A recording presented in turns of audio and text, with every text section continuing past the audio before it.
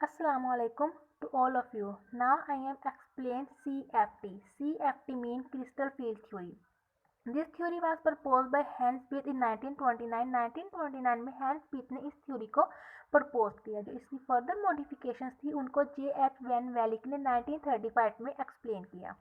ये थ्योरी जो हम लोग CFT यूज़ कर रहे हैं, इसको यूज़ करने का मेन ऑब्जेक्टिव हमारे पास ये है कि ये थ्योरी हमें कलर्स के बारे में, मैग्नेटिक नेचर्स के बारे में and spectra of transition metal के बारे में एक्सप्लेन करती है।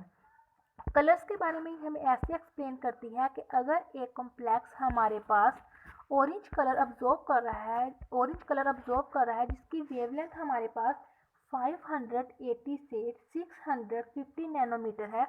अगर एक कॉम्प्लेक्स इस कलर को अब्जॉर्ब करेगा तो हमें इसके जो हमें नज़र आएगा वो हमें इसके ऑपोजिट कलर ब्लू नज़र आएगा, जिसकी वेवलेंथ 430 से 490 नैनोमीटर तक है।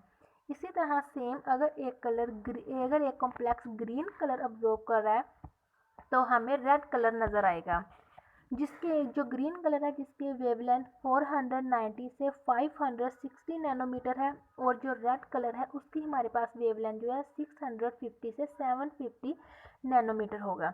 ये हमें CFT के थ्रू ही पता चलेगा। इसी तरह अगर इसकी मैग्नेटिक नेचर के बारे में हम लोग मालूम करें तो हमें ये जो बिहेवियर होता है एक कॉम्प्लेक्स का कि वो पैरामैग्नेटिक है या डायामैग्नेटिक है, उसके बारे में भी हमें CFT ही एक्सप्लेन करती है। ये ऐसे एक्सप्लेन कि जो कलर्स जो हमारे पास कॉम्प्लेक्सेस है हैविंग द पेयर्ड इलेक्ट्रॉन्स, यानी कि जिन कॉम्प्लेक्सेस के पास जो इलेक्ट्रॉन्स वो पेयर में है तो वो हमारे पास डायामैग्नेटिक हो गए। वो हमारे पास कौन से हैं? वो हमारे पास है क्रोमियम, हमारे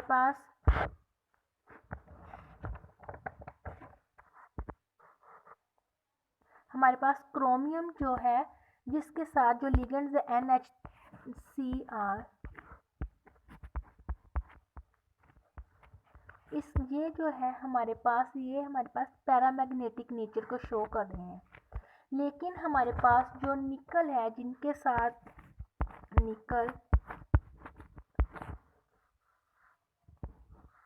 ये हमें डायामैग्नेटिक नेचर को एक्सप्लेन कर रहे हैं।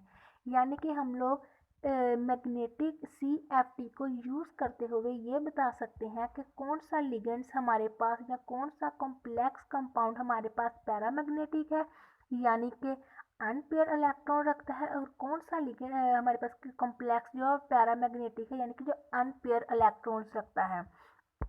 इसी तरह इसके बाद ये हमें एक्सप्लेन करती है उसके बारे में spectra of transition metals.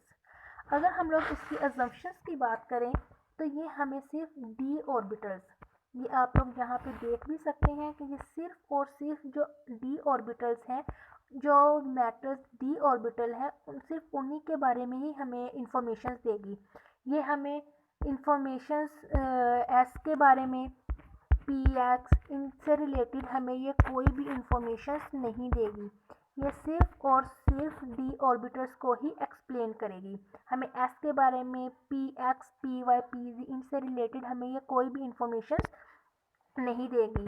Same इसी तरह ये जो है ये हमें जो लिगेंड्स हैं जो कॉम्प्लेक्सेस है उनके साथ जो हमारे सेंट्रल मेटल आयन है उनके साथ जो लिगेंड्स लगे हुए हैं उनसे रिलेटेड उसकी स्ट्रेंथ को एक्सप्लेन नहीं करेगी। यानी कि हमें ये एक्सप्लेन नहीं करती कि वाई वाटर जो है वो क्यों स्ट्रोंगर है हाइड्रोक्साइड आयन OH नेगेटिव से। इसी तरह ये जो थ्योरी है ये हमें जो बॉन्ड्स होते हैं मेटल्स एंड लिगेंड्स के दरमियान ये उसी को एक्सप्लेन करते हैं, सिर्फ प्योरली आयोनिक है। ये कोविलेंसी यानी कि कोविलेंट कलेक्टर के बारे में हमें कोई इंफॉर्मेशन नहीं देंगी। ये जो थ्योरी है CFT क्रिस्टल फील्ड थ्योरी ये VBT से डिफरेंट क्यों है? कि इस बेस पर डिफरेंट है क्योंकि जो VBT है वो हमें एक्सप्लेन करती है कोवेलेंट करेक्टर कोवेलेंट बॉन्ड को, लेकिन CFT हमें इसके बारे में कोई भी इंफॉर्मेशन नहीं देती कि ये जो हमारे पास कोवेलेंट उससे रिलेटेड हमें इंफॉर्मेशन नहीं देगी, लेकिन ये हमें आयोनिक करेक्टर के बारे में इंफॉर्मेशन ज़रूर देगी। इसी तरह हम लोग इसकी अगर सिमेट्रिक फील्ड देखें, इसको मैं आप लोगों को एक एग्जांपल से एक्सप्लेन करती हूँ।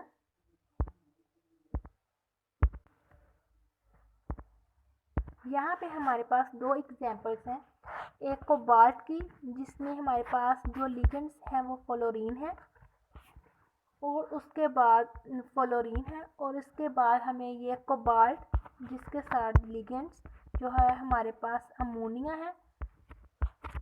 अगर मैं इनको लूँ तो इस बेस पे मैं आप लोगों को एक्सप्लेन करके दिखाती हूँ। ये हमारे पास एक हम लोग ड्रॉ करते हैं crystal field splitting energy, crystal field splitting energy. इसमें हम लोग यहाँ पे हमारे पास d ऑर्बिटल्स होंगे, यहाँ पे हमारे पास Eg होगा और यहाँ पे हमारे पास T2G होगा। जो Eg है ये डाइडेंटेट और जो हमारे पास T2G है वो ट्राई को हम एक्सप्लेन करेगी। जो हम लोग सबसे पहले कोबाल्ट F6 को एक्सप्लेन करूँगी मैं। कोबाल्ट F6 को अगर आप लोग देखें तो ये हमारे पास D6 सिस्टम है।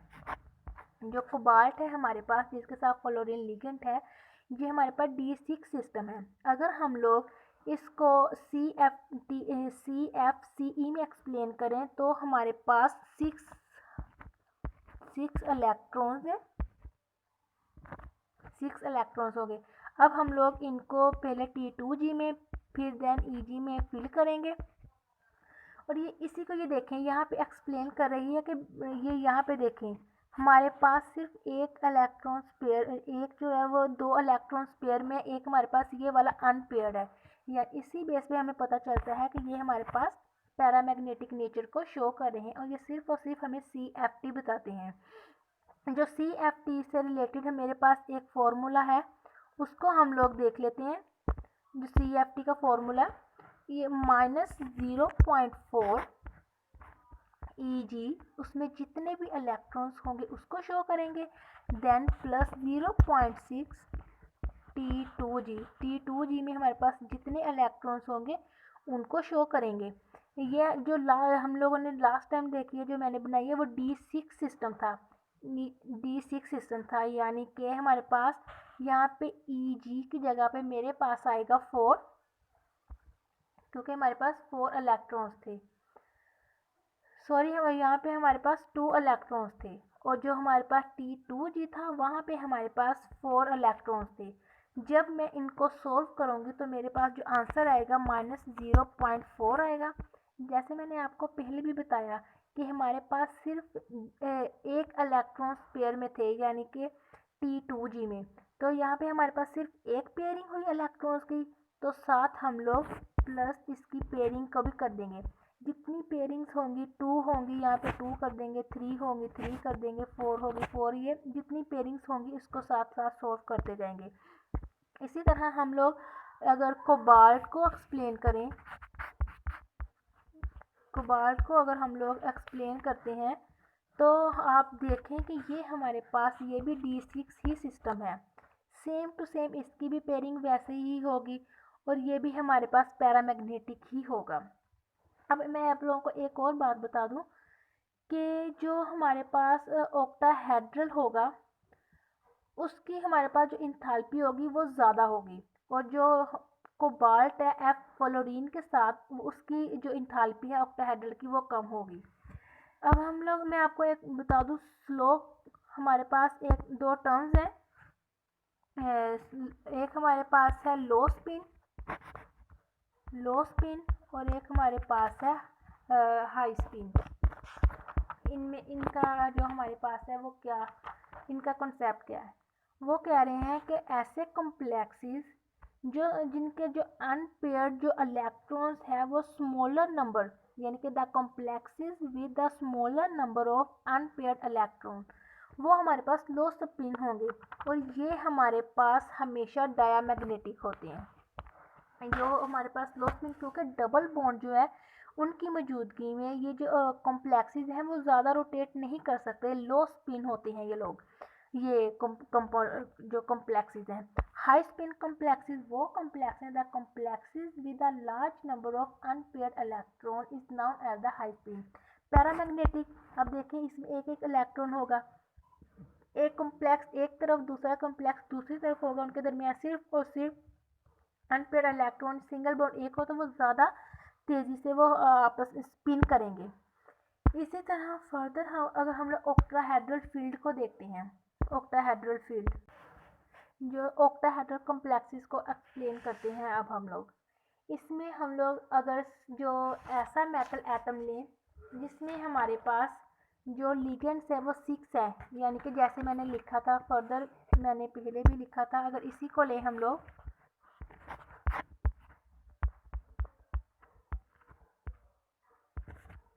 अगर इसी को हम लोग लें तो ये हमारे पास इसकी जो ज्योमेट्री बनेगी वो ऑक्टाहेड्रल होगी। इसमें हमारे पास आप लोग देखें कि अगर हम लोग स्ट्रक्चर ड्रा करें इसका, जैसा कि मैंने पहले ड्रा किया था, तो हमारे पास 6 इलेक्ट्रॉन्स है, इसके पास भी 6 इलेक्ट्रॉन्स हम लोग जब फिल कर देंगे इनमें तो हमारे पास ये पैरामैग्नेटिक, तो ये हमारे पास नीचे शो करेगा। इसी तरह ये हमारे पास ऑक्टाहेड्रल शेप्स को भी एक्सप्लेन करेगा। वो कैसे, ये देखें,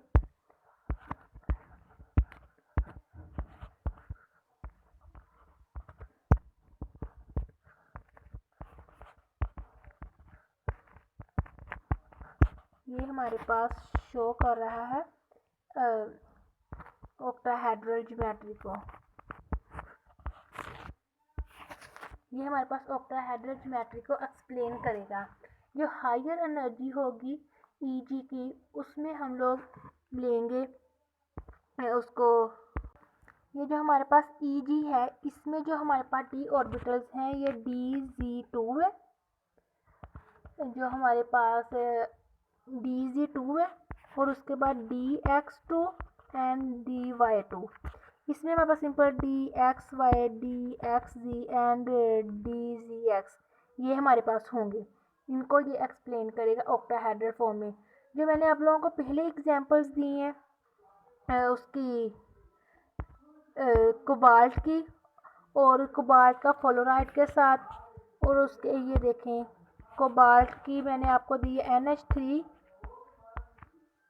इसके साथ, और ये जो कोबाल्ट की फ्लोराइड, ये दोनों हमारे पास जो है ये ऑक्टाहेड्रल शेप को ही एक्सप्लेन करेंगे, उनके बारे में ही हमें इंफॉर्मेशन देंगे।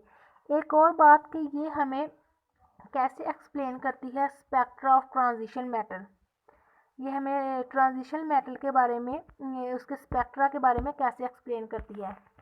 या आप लोग सपोज करें कि यहाँ पे हमारे पास जो इलेक्ट्रॉन्स हैं इसके हमारे पास ये कॉम्प्लेक्सेस हैं, ये हमारे पास एक प्रोटॉन अब्जॉर्ब करेगा, यहाँ पे उसकी स्प्लिटिंग होगी और ये फर्दर यहाँ पे आ जाएगा।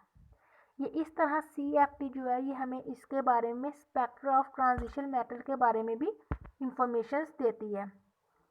अब हमारे पास स्पेक्ट्रा के अलावा ऑक्टाहेड्रल का को आपको पता चल गया होगा। अब हम लोग इसकी जो है टेट्राहेड्रल, ये देखें ये फॉर्मूला जो मैंने लिखा था ये हमें बताएगा उसके बारे में, ऑक्टाहेड्रल कॉम्प्लेक्सेस की जो क्रिस्टल फील्ड स्प्लिटिंग एनर्जी है उससे रिलेटेड ये हमें सारी इंफॉर्मेशन दे देगा। ये CFC जो क्रिस्टल फील्ड जो हमारे पास है ये एक इम्पोर्टेंट, ये हाई स्पिन के बारे में भी आपको बता दिया, लो स्पिन के बारे में भी बता दिया कि ये क्या चीज़ होती है। अब ये हम लोग देखते हैं कि ऑक्टाहेड्रल जो है ये डिपेंड किस किस चीज़ पे करेगा।